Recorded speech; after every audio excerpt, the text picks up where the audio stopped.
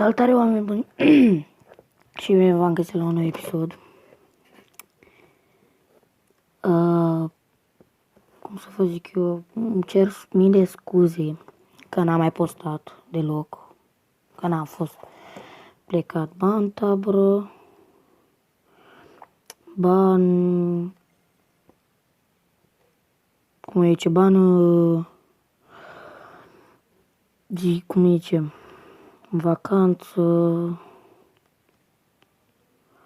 ba nu știu cum și... da.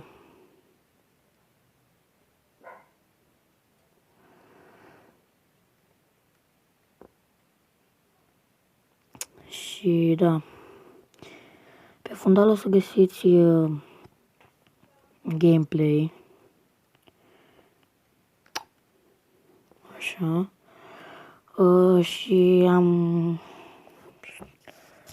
m-am reapucat de filmat,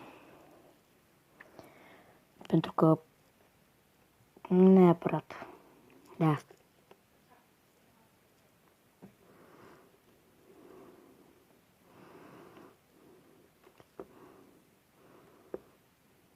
Nu doar de asta.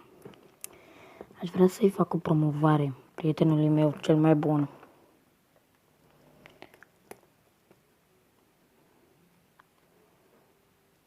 Adică pe nume Gabi.